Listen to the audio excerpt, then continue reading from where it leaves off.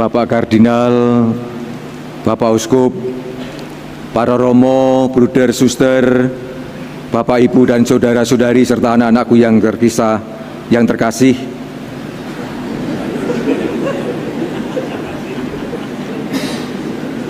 Terkisah dalam kasih maksudnya. Selamat pagi dan berkah dalem. Mulai kacau. Ya, mohon izinkan juga nanti kalau misalnya saya menyampaikan homili ini dengan memejamkan mata ya, supaya tidak menjadi kaget. Maka untuk menguranginya saya mencoba untuk membacakan apa yang saya siapkan ini. Saudara-saudari yang terkasih, perayaan penabisan Imam Projo atau Imam Diocesan biasanya kita laksanakan pada tanggal 29 Juni pada hari raya Santo Petrus dan Paulus. Namun tahun ini pada tanggal 29 Juni jatuh pada hari Minggu dan sekaligus berbarengan dengan perayaan syukur ulang tahun ke-85 keuskupan kita yang tercinta. Maka kali ini tabisan imam kita selenggarakan pada hari ini bertepatan dengan hari raya Hati Yesus yang Maha Kudus. Ini menjadi satu yang sangat istimewa sekali. Maka kita bisa mengatakan bahwa hari ini sungguh amat sangat istimewa sekali. Ada beberapa alasannya mengapa istimewa. Yang pertama, bersama dengan seluruh gereja semesta, kita merayakan hari raya Hati Kudus Yesus, sebuah perayaan cinta dan kasih Allah yang paling mendalam dan paling nyata bagi kita manusia. Yang kedua, dalam liturgi yang sama ini, kita sekaligus merayakan tabisan 5 imam baru yang juga memiliki keunikan tersendiri. Kelima calon imam kita ini terdiri dari 3 angkatan. Angkatan yang paling tua, angkatan siapa nih ya? Angkatan Diakon Diki. Kemudian angkatan yang kedua, angkatan Diakon Tri dan Diakon Bene. Kemudian angkatan yang ketiga, angkatan Diakon Rista dan Diakon Adit. Dan istimewa lagi, angkatan Diakon Adit dan Rista ini adalah satu-satunya, sejauh saya ingat, satu-satunya angkatan yang masuk seminari ini dan bertahan 100% sampai akhir.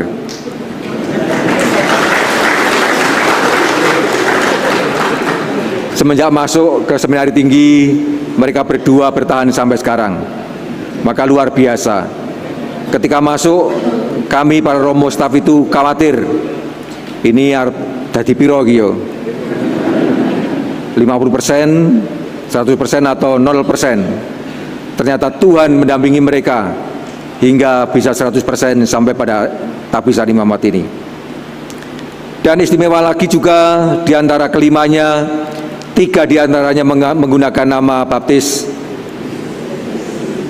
Benedictus. Ini sesuatu yang sangat istimewa sekali, baru kali ini ya. Maka ini alasan yang kedua mengapa istimewa. Dan yang ketiga, tabisan kelima imam baru ini dapat kita maknai sebagai hadiah istimewa bagi KAS yang hari-hari ini merayakan ulang tahunnya ke-85. Maka kita bersyukur bahwa pada hari ulang tahun keuskupan kita dianugerahi 5 imam baru yang diharapkan nanti semakin menambah kuatnya jajaran para imam untuk melayani umat Allah di Keuskupan Agung Semarang ini khususnya. Maka tepuk tangan untuk mereka ini.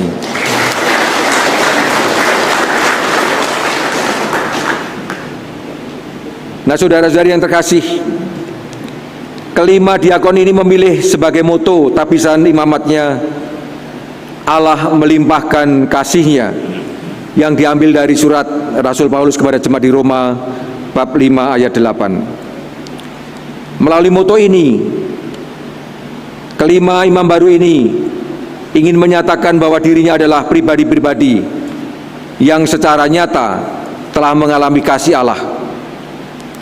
Dan kini terpanggil bukan hanya untuk menjadi pelayan gereja, gembala umat, namun lebih daripada itu adalah menjadi pribadi yang terpanggil untuk menjadi imam yang hidup seturut hati kudus Yesus sendiri. Maka pertanyaannya adalah, seperti apakah menjadi imam seturut hati Yesus yang Maha Kudus itu? Dari bacaan-bacaan, dari renungan-renungan, dari refleksi yang dibawakan oleh para diakon ini, ada begitu banyak hal yang bisa kita angkat sebagai bahan perenungan kita. Namun kali ini ada 3 hal yang khas yang bisa kita angkat sebagai bahan perenungan kita untuk menjawab seperti apakah menjadi imam seturut hati Yesus yang Maha Kudus. Yang pertama, hati gembala yang penuh kasih dan peduli mencari yang hilang. Bacaan Injil hari ini yang diambil dari Injil Santo Lukas menampilkan Yesus sebagai gembala yang meninggalkan tanpa menelantarkannya 99 domba yang ada di padang gurun demi mencari dan menemukan yang hilang atau tersesat atau tercerai dari kawanannya. Yang 99 ditinggalkan di padang gurun untuk mencari yang satu yang tersesat. Bacaan yang pertama dari kitab Nabi Yeskiel menyebutkan kapan domba mudah tercerai, kapan mudah tersesat atau terpisah dari kawanannya. Dikatakan ketika hari berkabut dan ketika terjadi kegelapan. Kita bisa membayangkan kebingungan seekor domba ketika mulai kabut datang, gelap, ya, tidak bisa mencari temannya karena semua berwarna putih, bingung, lalu dia bisa tersesat kemanapun, atau gelap, tidak bisa menemukan jalan yang benar sehingga bisa lari kemana-mana. Inilah suasana yang menyebabkan seekor domba bisa tersesat, tercerai dari kawanannya, atau bahkan hilang. Yesus tidak pernah puas hanya dengan 99 yang masih tertinggal.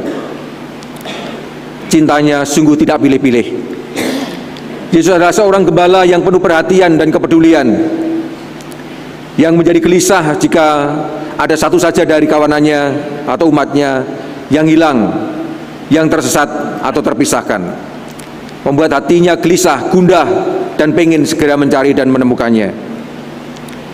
Dan inilah kiranya yang harus menjadi hati seorang imam. Hati yang terbakar oleh kerinduan, keinginan dan kehendak untuk menyelamatkan, bukan untuk duduk tenang dan menerima umat yang baik-baik saja, tetapi yang siap keluar dan mencari mereka yang tersesat, mereka yang jauh, mereka yang terbuang, atau mereka yang dianggap atau menganggap diri tidak layak dalam kebersamaan. Menjadi seorang imam tidak cukup hanya melayani di altar. Ia juga mesti berjalan dalam gelap dan debu di tengah umatnya, mencari mereka yang hilang, mencari mereka yang tidak nampak. Imam menurut hati Yesus adalah imam yang tidak takut menjadi kotor atau tidak takut menjadi lelah demi menjangkau umat, demi melayani umat dengan seoptimal mungkin. Inilah hal yang khas pertama, yakni hati gembala yang penuh kasih dan peduli mencari yang hilang, yang tersesat, yang tercerai, yang terpisah. Yang khas yang kedua adalah hati Allah yang memelihara dan menguatkan. Saudara-saudari yang terkasih, bacaan pertama dari kitab Nabi Yeskiel menegaskan demikian.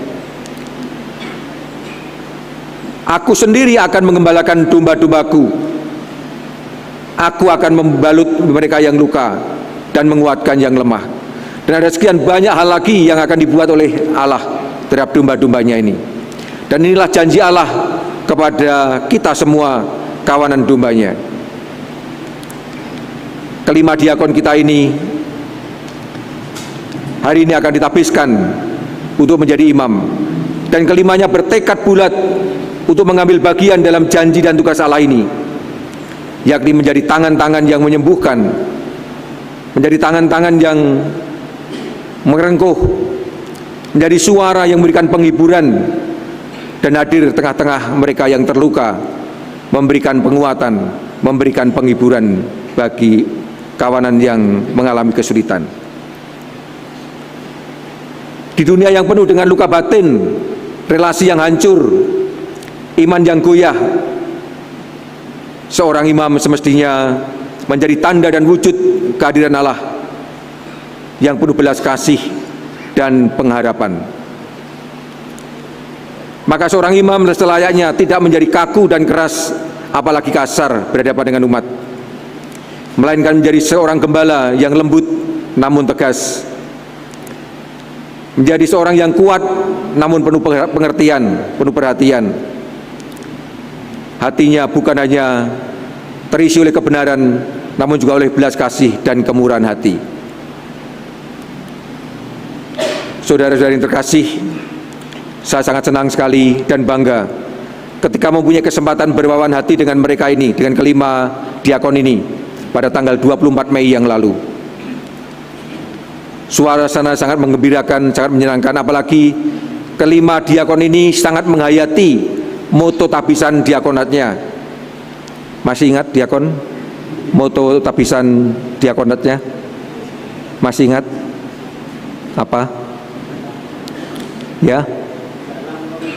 Hendaklah engkau murah hati.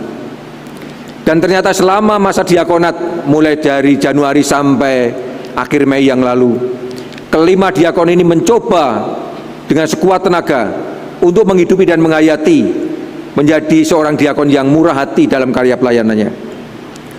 Inilah sesuatu yang bagi saya menarik. Ada tekad yang kuat, ada kemauan yang luar biasa untuk mewujudkan dan merealisasi motonya. Moto tidak hanya sekedar menjadi moto, namun sungguh-sungguh menjadi penggerak motor, menjadi penyemangat dalam karya pelayanannya.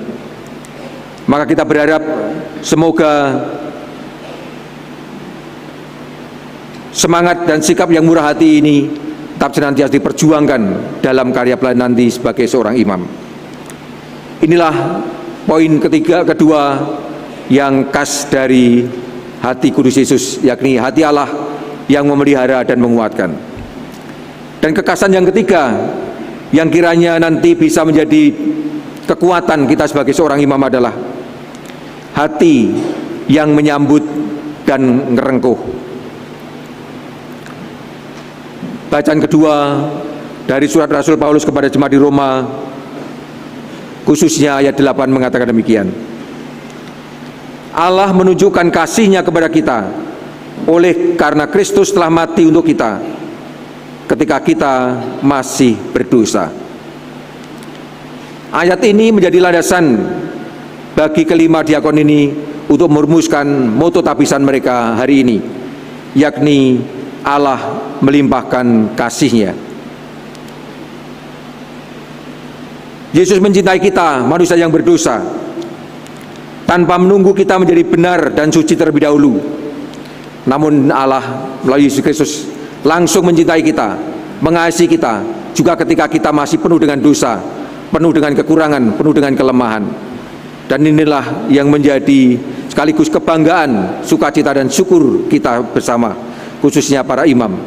Kendatipun dalam kondisi yang tidak pantas, namun Allah memilih, Allah mengangkat kita untuk menjadi gembala bagi kawanannya. Dan inilah juga yang menjadi tugas imam, yakni membawa umat pada pengalaman kasih Allah yang tidak bersyarat. Imam bukan penjaga gerbang yang menyaring siapa yang layak dan tidak, tetapi menjadi jembatan kasih yang membuka jalan bagi siapapun untuk mengalami pengampunan dan perdamaian. Karena itu, menurut hemat saya, kasih, kesabaran, penuh pengertian dan pengampunan mesti mewarnai suasana hati seorang imam dalam melaksanakan pelayanan pengembalaannya. Kasih, kesabaran, penuh pengertian dan pengampunan. Tanpa itu, kasih Allah tidak akan pernah tercurah melalui karya pelayanan kita. Dan dalam setiap pelayanan sakramen yang diberikan, dalam setiap khotbah dan nasihat yang diucapkan, hatinya bertekad untuk menyuarakan kasih Yesus yang menyambut dan ngerengkuh. Inilah kekasan yang ketiga, menyambut dan ngerengkuh. Hati yang menyambut, menerima apa adanya dan ngerengkuh dengan sepenuh hati, agar akhirnya umat sungguh-sungguh mengalami kasih Tuhan melalui pelayanan kita para imam. Diakon Rista, Diakon Diki, Diakon Adit, Diakon Bene dan Diakon Tri, hari ini panjenengan semua akan menerima sakramen tabisan imamat. Pertanyaan saya sebelum berlanjut adalah, apakah panjenengan semua siap untuk mempersembahkan hati, mempersembahkan diri seutuhnya kepada Kristus dan menjadikan hatimu saluran kasih Kristus bagi umat beriman? Kok ora cetha ini? Atau pertanyaan saya terlalu panjang? Atau membutuhkan permenungan lebih panjang lagi? Ya, pertanyaannya, apakah panjenengan semua siap untuk mempersembahkan hati, diri seutuhnya kepada Allah untuk pelayanan umat Allah? Siap? Carane piye? Carane piye? Bingung. Caranya adalah peganglah 3 hal khas dari hati Yesus. Untuk menjadi pelayan yang baik, menjadi imam yang baik sesuai dengan hati Yesus, maka kita perlu belajar dari hari ke hari. Belajar untuk mencintai hati Yesus. Belajarlah dari kelembutan dan keramah tamahannya. Menjadi seorang romo yang lembut, yang ramah kepada siapapun, termasuk yang mungkin menjengkelkan, termasuk yang mungkin membuat kita tidak senang. Ramahlah, rengkuhlah dengan sepenuh hati. Belajarlah dari kesabaran dan sekaligus pengampunan Yesus.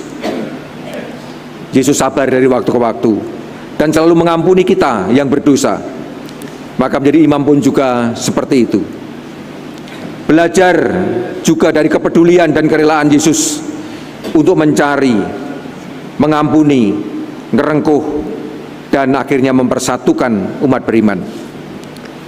Inilah yang bisa kita lakukan sebagai seorang imam. Berjuang sekuat tenaga untuk semakin menyerupai hati Yesus yang Maha Kudus. Dan kepada seluruh umat beriman yang hadir di sini maupun yang mengikuti dari live streaming, doakanlah kami para imam, doakanlah kami para romo. Kami bukanlah orang-orang yang sempurna. Banyak kekurangan, banyak kelemahan, banyak keterbatasan, termasuk nanti imam-imam baru ini. Tetapi kami mau belajar dan terus berusaha untuk menjadi semakin sempurna dengan menyerahkan hidup bagi gereja dan bagi Allah. Maka mohon bantuan doanya agar kami menjadi semakin menyerupai Kristus, Sang Imam Agung, Sang Gembala Utama. Semoga kita semua semakin memiliki hati seperti hati Yesus, yang tidak takut untuk mencintai sampai tuntas, tidak takut berkorban, tidak takut untuk berlelah-lelah demi keselamatan umat yang diserahkan kepada kita semua. Maka sekarang marilah kita bersama-sama dan berdiam diri, memohon, berdoa kepada Allah agar karunia Roh Kudus dicurahkan kepada kita sekalian, khususnya kepada para kelima diakon ini, agar nantinya bisa mengemban tanggung jawab sebagai seorang imam dan memiliki hati seperti hati kudus Yesus yang hari ini kita rayakan. Kita mohon agar para diakon ini dengan tabisan menjadi imam-imam yang sungguh-sungguh berkenan kepada Allah dan akhirnya juga bermanfaat bagi gereja, bagi kita semua.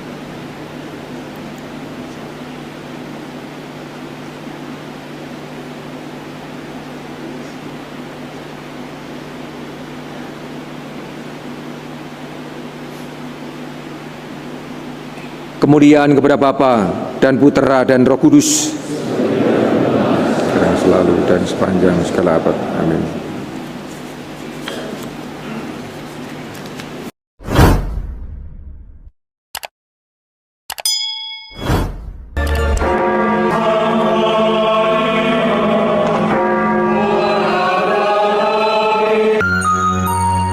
Sahabat peradaban kasih yang terkasih, sampai jumpa pada episode berikutnya. Terima kasih atas kebersamaan kita. Salam peradaban kasih dari Logis. Berkah dalam